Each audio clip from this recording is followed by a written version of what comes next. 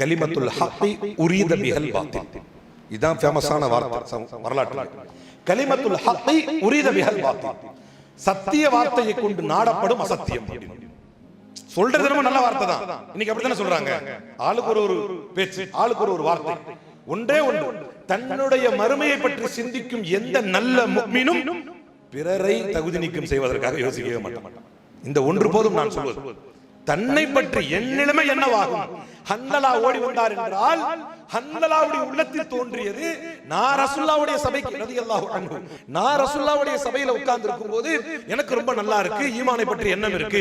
இதுவே நான் என்னுடைய மனைவியுடைய சபைக்கு, என்னுடைய குடும்பத்தாருடைய சபைக்கு செல்லும் போது என்னுடைய நிலைமை எல்லாம் மாறி போகுது, நான் சந்தோஷமா குதூகலமா மாறிடுறேன். எனவே நாஃபக ஹன்லலா, நான் முனாஃபிக் ஆயிட்டேன் என்று தெருக்களிலே ஓடி வந்தபோது அவரை சந்தித்த அபூபக்கர் ரலியல்லாஹு அன்ஹு அவர்கள், ஹன்லலா உனக்கு என்ன ஆயிருச்சு, ஏன் இப்படி ஓடுற என்று கேட்டபோது, நான் இந்த மாதிரி வீட்ல ரசூலுல்லாஹ் சபையில இருந்தா எனக்கு சூப்பரா இருக்கு மைண்ட் மென்டாலிட்டி இல்ல, ஆனா அதுவே இந்த பக்கம் வந்துட்டேன்னு சொன்னா எனக்கு மூட் மாறிடுது, ஃபுல்லா உலகத்தை நோக்கி குடும்பத்தை நோக்கி மாறிடுது என்று சொன்னவுடன் அபூபக்கர் ரலியல்லாஹு என்ன சொன்னாங்க? நான் அடிக்கடி மேற்கோள் காட்டுவேன், இதுதான் சஹாபாக்கள், அவர்கள் வழியைத்தான் நாம் பின்பற்ற முடியும். அபூபக்கர் ரலியல்லாஹு என்ன சொன்னாங்க? நீ கவலைப்படாத, நான் உனக்கு கவுன்சிலிங் கொடுக்கிறேன், இது மாதிரி பிரச்சனை வர்றதுதான், என்ன மாதிரி நல்ல ஆள்கிட்ட நீ வந்திருக்கிற, நான் உனக்கு சொல்றேன், நான் ஒரு நல்ல கொள்கைவாதி, உனக்கு கொள்கையை சொல்லி தரேன் என்று கொள்கை பாடம் எடுக்கவில்லை. எனக்கும் அப்படித்தான் இருக்கிறது, அல்லாஹ்வுடைய தூதரிடத்திலே செல்வோம் என்றார்கள். இதுதான் ஒரு முஃமினுடைய அழகு. யாரை டிஸ்குவாலிஃபை செய்வதற்கு உங்களை அல்லாஹ் இங்க அனுப்பி இருக்கிறான், யாரை தகுதி நீக்கம் செய்வதற்கு அல்லாஹ் உங்களை அனுப்பி இருக்கிறார்.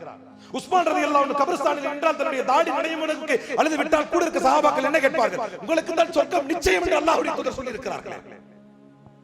அபூபக்கர், உமர், உஸ்மான், அலி, தல்ஹா, சுபைர், அப்துர்ரஹ்மான் பின் அவுஃப், சஅத், சயீத் எப்படி என்று 10 பேருக்கு உலகத்தில் வாழும் பொழுதே சொர்க்கம் என்று சொல்லிவிட்டார்கள் அல்லாஹ்வுடைய தூதர் ரலியல்லாஹு அன்ஹும் அஜ்மஈன். நீங்கள் ஏன் அழுகிறீர்கள்?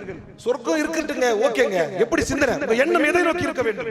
சொர்க்கம் இருக்கட்டுங்க, ஓகே, ஆனா இன்னஹா மன்சிலத்து மின் மனாசிலில் ஆகிரா, இதாங்க ஆகிரத்துடைய படித்தரத்துல முதல் படித்தரம்.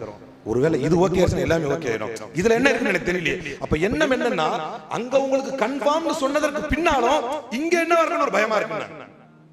எந்த ஒரு முஃமினுக்கு தன்னை பற்றிய கவலை இருக்கிறதோ, தன்னை பற்றி எண்ணம் இருக்கிறதோ, அவன் இந்த எக்ஸ்ட்ரீமிசத்துல அடுத்தவனை பத்தி டிஸ்குவாலிஃபை பண்ண மாட்டான். அங்குதான் ரெண்டு காரணம் தான் சமூகத்தில் வேற்றுமை பிளவு ஏற்படுவதற்கு. ஒன்று சுயநலம் என்றால், இன்னொன்று இந்த கடும் போக்கு.